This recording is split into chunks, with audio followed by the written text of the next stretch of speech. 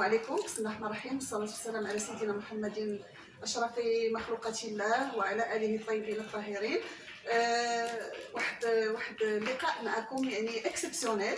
نوريكم بعض هذا المنتوجات اللي ممكن انكم تشربوهم باش يعطيكم واحد الصحة ممتازة للجسم ديالكم. فغادي نبدا اول حاجه بالصحه الداخليه، يعني لي كومبليمون اليمونتير. الحاجه اللي تاخذوها يعني واخا تاخذوها مده طويله، تاخذوها بشكل يومي، ما تخافوش منها. اولا غذاء الملكه غيضبط لكم الهرمونات وغادي يخلي لكم الجسم ديالكم مليء بالحيويه والنشاط، وهذا الافراز خارج الجسم ديالكم الكولاجين اللي تنحتاجوه يعني بشكل مستمر باش نحافظوا على الشباب ديالنا والجماليه ديالنا. ثاني حاجه لوميغا 3.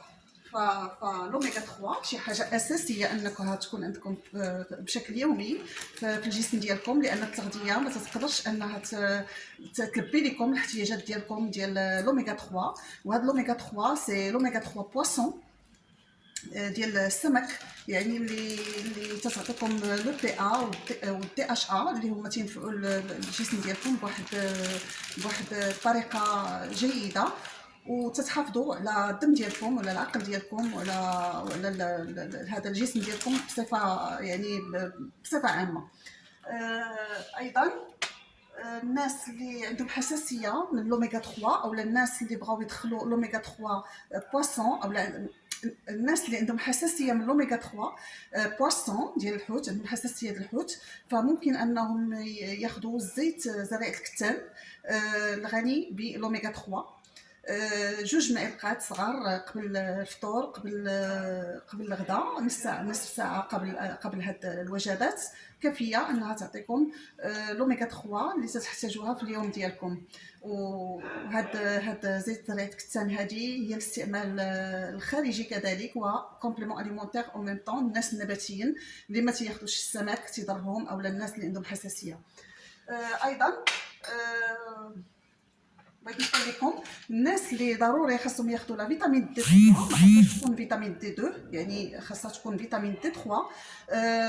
هي لوميغا 3 الا خديتوها ديال الباسون راها كافيه، ولكن الشيء الوحيد اللي خاصني نسطر عليه هو ان الا دخلتوا لا فيتامين دي 3 كمكمل غذائي فلا بد ما تدخلوا معاه لوميغا 3 باش يقدر يخدم لكم ويهز لكم الكالسيوم من العظام ويمشي يشتغل في الجسم ديالكم. هاد لا فيتامين دي 3 وما يتراكمش وما يضرش لكم الجسم ديالكم، فضروري تشاركوه مع لوميغا 3. الا ما كانتش لوميغا 3 ما تاخذوش لا فيتامين دي 3.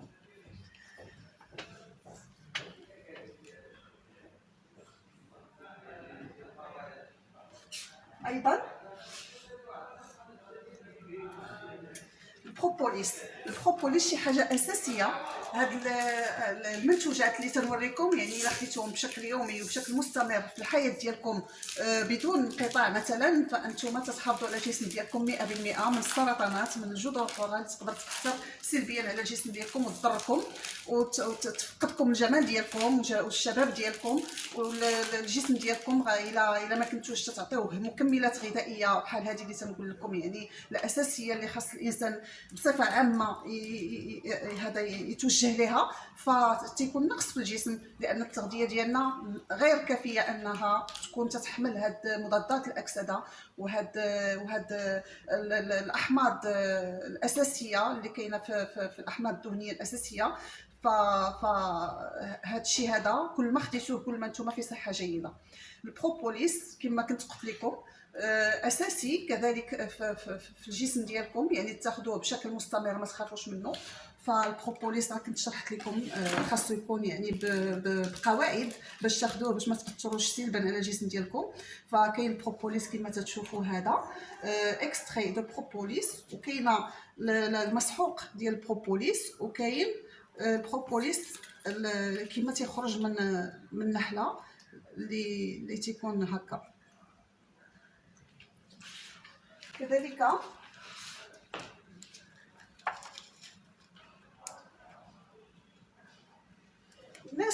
الناس اللي ما تيقدروش انهم يديروا داك المقدار ديال 1 غرام ديال الغذاء الملكه تحت اللسان ديالهم بالصباح على الريق، فممكن انهم ياخذوا عسل حر 100%. مثل هذا العسل، هذا عسل السدر. معروف ان عسل السدر مهم بزاف هذا ك ك كشراب للجسم ديالنا، والسدر عنده بزاف ديال المنافع للجسم ديالنا. فتقدروا ان في الصباح البكير انكم تاخذوا ملعقه من عسل السدر الحقيقي، ولا عسل اللي موجود عندكم حقيقي، ديروا فيه هذيك 1 غرام ديال الغذاء الملكه عوض ما تديروها تحت اللسان ديالكم، وتزيدوا عليه دوك لي دو غوت اللي عندهم لي غوت ديال البروبوليس، وتزيدوا هذا يعني الا كان عندكم لبان الذكر كما كنت قلت لكم. لبان الذكر اللي هو هذا لبان الذكر، والمنافع ديالو مهمه. هادشي هذا ما تتخافوش منه، هادشي كل ما خديتوه كل ما نتوما في احسن حال وفي احسن صحه. لبان الذكر هو هذا اللبان الذكر الاخضر ديال سلطنه عمان، هذا المشتغل اللي تيزيد في الذاكره، تيزيد في الذكاء، تيزيد في الجمال، تيزيد في مضادات الاكسده اللي تيحتاجها الجسم ديالنا. تقدروا حتى هو تشدوا 1 غرام كما قلت لكم، نفس راس المعلقه صغيره ديال لاكلاص، تزيدوه في داك الماء اللي مخلط، ماء دافئ اللي مخلط اللي قلت لكم، وتشربوا. يعني تشربوا داك المنتج اللي داك التركيبه اللي تكونات. راه ما نقولش لكم كيفاش الجسم ديالكم غادي يكون غدي، وكيفاش اليوم ديالكم غادي يكون مرتاح.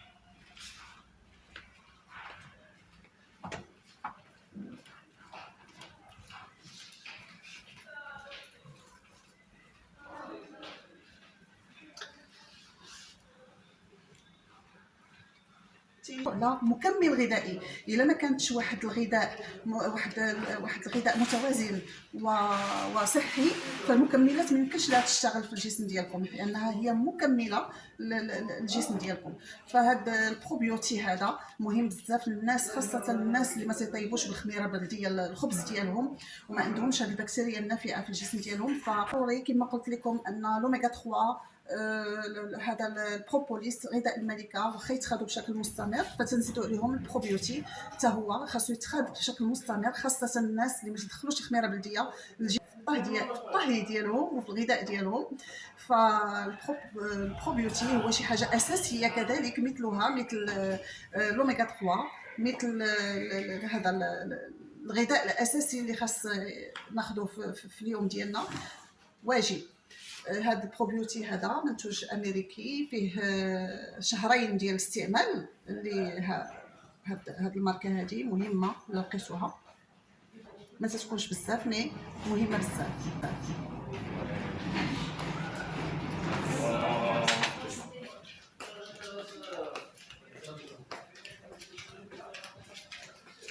كنجيو لخل التفاح.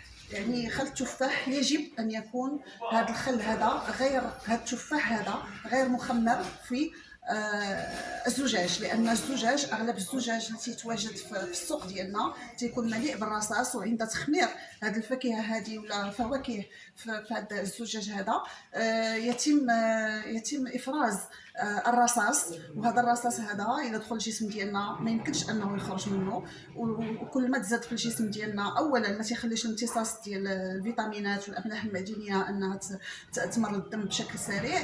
ثانيا فانه عند وصول لواحد الحد تقدر انه يضرب الدماغ، يؤذي الدماغ، يكون سبب من اسباب مرض الزهايمر. فالخل ديال التفاح ديال التعاونيه ديال هذا اللي تصنع لنا خل التفاح، هي تديروا في اينوكس 18/10 اللي لا يتوفر هذا المنتج هذا على الرصاص. زياده على هذا فهو تتوفر على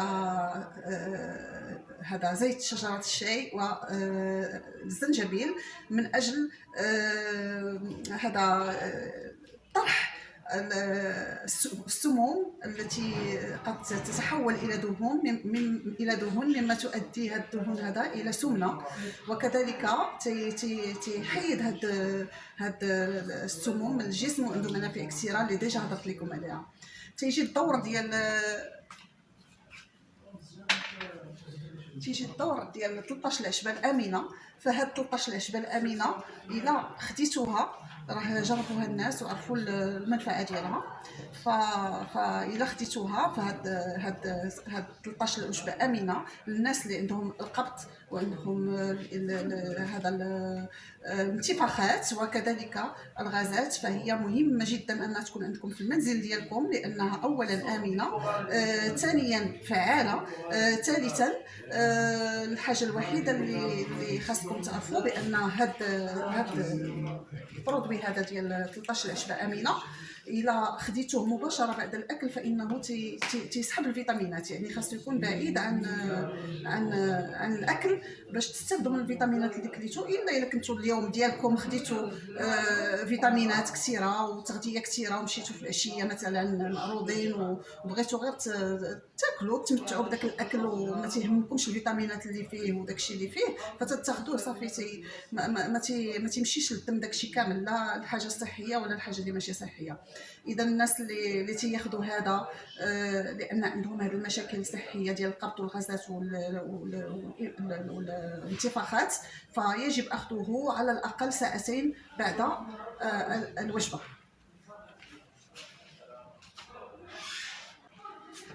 تيبقى حبوب اللقاح. حبوب اللقاح البولين خاصكم تاخذوه يعني يكون ذو جوده عاليه وما يكونش مخلط باشياء اخرى.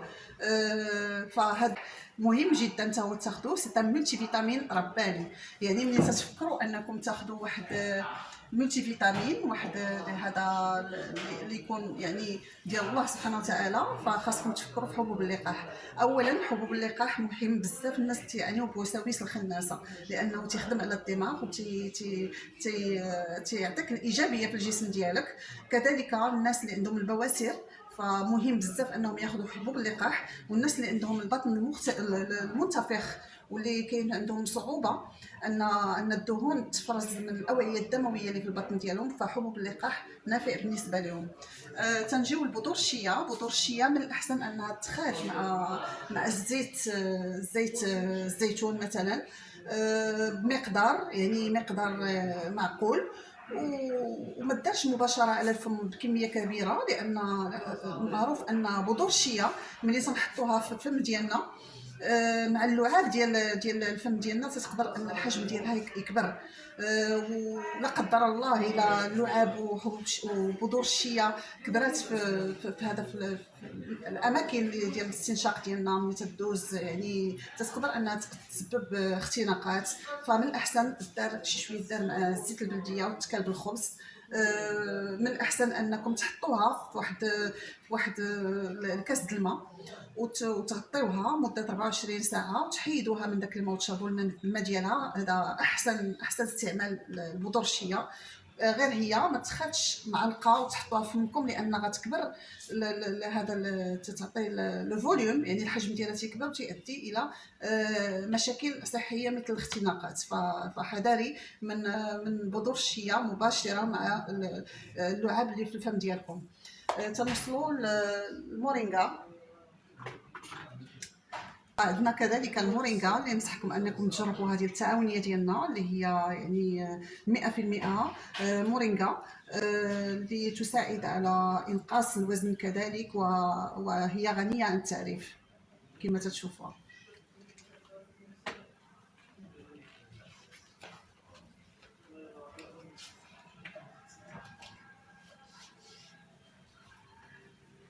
بذور المورينغا باش نهضروا على بذور المورينغا يعني البذره كما خلقها سيدي ربي.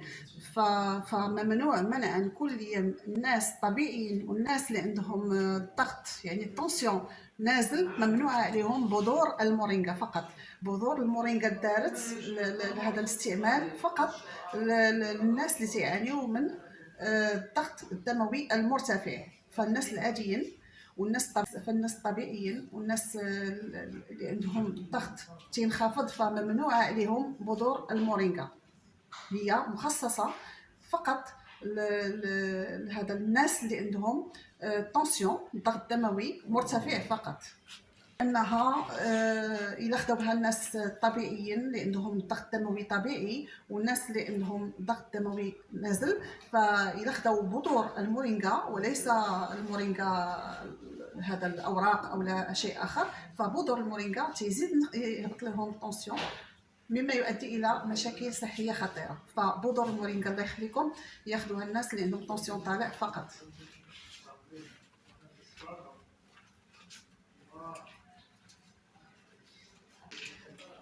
بالنسبه للناس اللي عندهم هذا الطاقه منخفضه، فكاينين مكملات غذائيه 100% صحيه مثل الكوديس. هذا الكوديس هذا اللي تينقص في الجسم ديالنا من تنوصلوا ل 30 سنه. فالكوديس شي حاجه مهمه بزاف، هي المحرك الاساسي للطاقه في الخلايا ديال الجسم ديالنا كامله. الكوديس تنصحكم انكم الا بغيتوا تزيدوا في الطاقه ديالكم انكم تدخلوها في التغذيه ديالكم، وما عندها حتى شي اعراض جانبيه. بالعكس هي تتحافظ على الجسم من السرطانات، وتتحافظ على الجسم من انه يدبل وان ما تكونش فيه الطاقه، وتتخلي الانسان حيوي وتعطي انتاجيه اكثر اللي كان تعطيها قبل. والكوديس يعني منبع الطاقه ومنبع الصحه، وما زايدين فيه حتى شي حاجه، يعني الكوديس طبيعي. تنوصلوا لاسبيرولين، كاينين جوج ماركات امريكيين اللي مهمين بزاف فيهم، يعني كاينه هاد لا مارك هادي وكاينه هاد لا مارك هادي لاسبيرولين سو فورم دو كومبريمي مزيانين.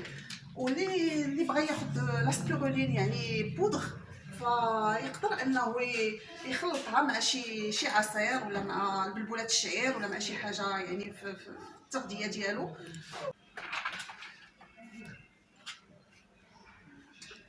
واخيرا يعني ننصحكم انكم بشكل يعني يومي انكم منين تبداو اليوم ديالكم تفكروا في لا فيتامين سي. لا فيتامين سي مهمه جدا للجسم ديالنا.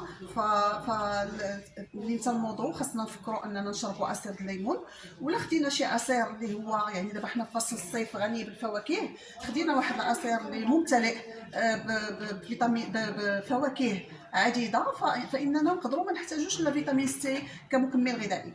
غير هو الا زدنا لا فيتامين سي كمكمل غذائي ما غاديش نخافوا، لانه من الفيتامينات اللي تذوب في الماء، وباش نوصلوا للجرعه ديالو خاصنا بزاف ديال فيتامين سي. دونك الا خدينا لا فيتامين سي كمكمل غذائي وخدينا لا فيتامين سي في هدف التغذيه ديالنا، فما نخافوش منه، لانه يكون الجسم ديالنا اكثر انتاجيه وخالي من العياء ونشيط.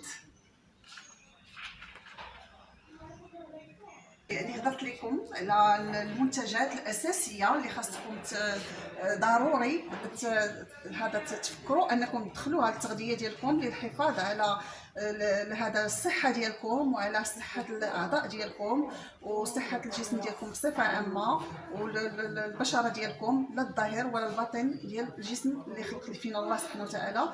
وهي منتجات يعني من صنع الخالق سبحانه وتعالى اللي الوجود ديالها في الحياه ديالنا ليست يعني فاي حاجه طبيعيه خلقها الله سبحانه وتعالى الا ولها هدف للانسان. وهذه المنتجات اللي وريتكم هي منتجات صحيه 100%، وكل ما انكم عطيتوها اهميه وخديتوها ودخلتوها في التغذيه ديالكم كل ما حسيتوا بريوسكم انكم زدتوا القدام في مجال الصحه ديالكم، لان الصحه تتسبق اي حاجه، تتسبق اي هدف في الحياه، لان حياه بدون صحه تتكون صعبه. والسلام عليكم.